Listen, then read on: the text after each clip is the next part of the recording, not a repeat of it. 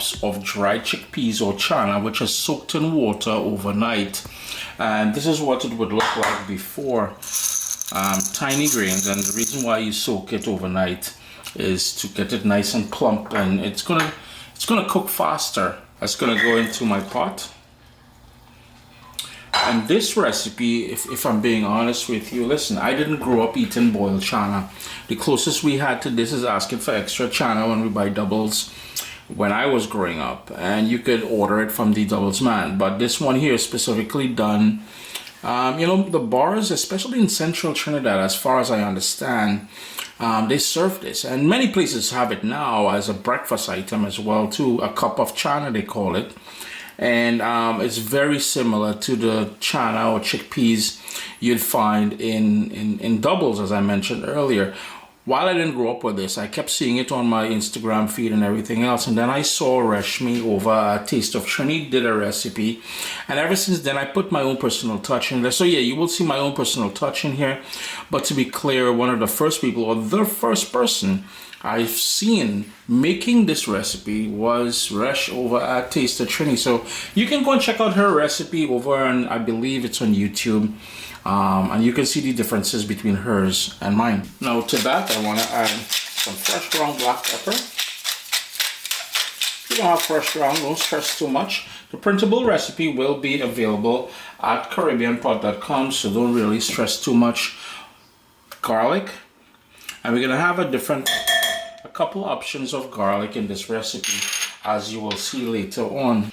I want a tiny bit of anchar masala, as well as a tiny bit of turmeric, or what we call saffron, not saffron, to be confused with saffron, but saffron. To keep this vegan, I'm using vegetable stock, and I'm gonna go in with quite a bit more of that vegetable stock. But whether it's Reshmi's recipe that you're using, or any of the others, you know, after Reshmi shared it, you would have seen quite a bit more people jumping on board with the recipe. It is a lovely, you know, it's a nice little something, and you cozy up to a nice cup of chana. Very hearty and very simple to make. You'll notice very simple ingredients. Water is the typical choice most people would use.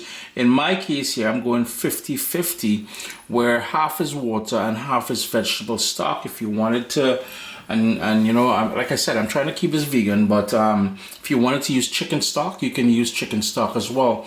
I'm just going to bump that up a bit more. Like I said, I'm going to double up now with water, and then we're going to bring it to a boil and reduce it to a rolling boil. Just went in with the rest of that water. I'm going to give that a stir, and I've got to add salt in here. But when adding salt, be mindful that whether it's chicken stock or vegetable stock, if you are using stock, the stock will have a sodium element to it. As it starts coming up to a boil, I'm going to go in with some Caribbean green seasoning. And Caribbean green seasoning is just a blend or a puree, if you have it, if you want to call it that, of all of the herbs, along with garlic and seasoning peppers and everything else we like using in our dishes. I just find that that green seasoning will add a nice little herbal element to everything. I'm just going to bring this up to a boil, like I said, and then we're going to reduce it and let that go in a rolling boil.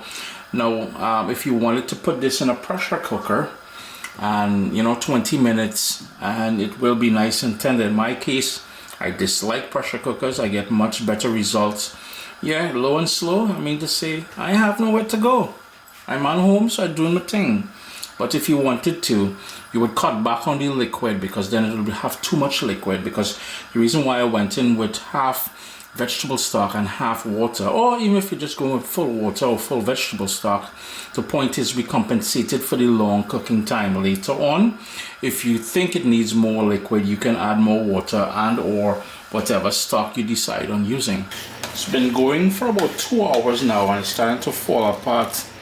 What I like doing at this point, there's quite a bit of liquid in there, but I had to add, I must mention, I did have to add quite a bit more liquid in here, because as it reduced,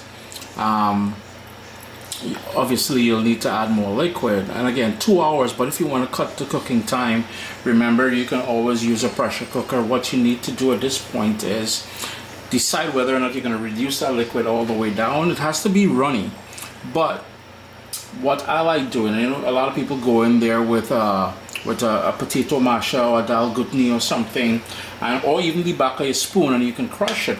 However, what I like doing, I'm gonna add about a cup to a cup and a half in my magic bullet, and I'm gonna blitz it, and then I'm gonna add it back in here. After that, we're gonna properly season this now, add that finishing notes that a good boiled chana is supposed to have. So yeah, a bit of patience, but I'm gonna do the whole blitzing in the food processor here, magic bullet, off camera. I'm gonna cook this down now for another 5 or 10 minutes, and then we're gonna get to properly seasoning this.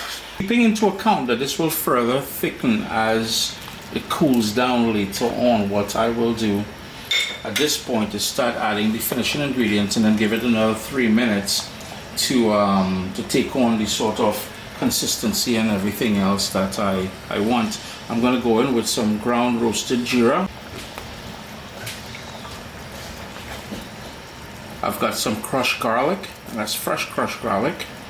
To give it flavor and heat, we've got a combination of habanero, 1 habanero and 1 pimento pepper. And a pimento pepper will have the sort of flavor and everything else of a Scotch bonnet pepper without the heat. And this is what, well, I picked it a few days ago, that's why you're seeing the stem a little bit going brown there. But this is a pimento pepper or seasoning pepper. Just gonna hit that another quick stir. And I like adding all of these things near the end here, because that is when you're gonna get all of those pronounced flavors at the end. Remember, this cooked for 2 hours, and you don't want all these flavors to get lost in there. And as a self-respecting Trinbagonian, I have a whack of shadow benny, which some people call culantro, and that's been finely chopped. If you don't have culantro, you can get cilantro, which is coriander, and that will help to finish off things, and that is the sort of finishing notes that I want here. Now when you serve this, of course you want to serve it with a tamarind sauce or a pepper sauce, whatever, you know. We won't concentrate too much on that today, but those are the options for when you serve it. You will put a few drops of pepper sauce or chutney or whatever you want. Sup soldiers, listen, if you enjoy this recipe, I'd really appreciate it if you hit subscribe and click that bell notification thing. If you've made the recipe, take a picture and send it to me.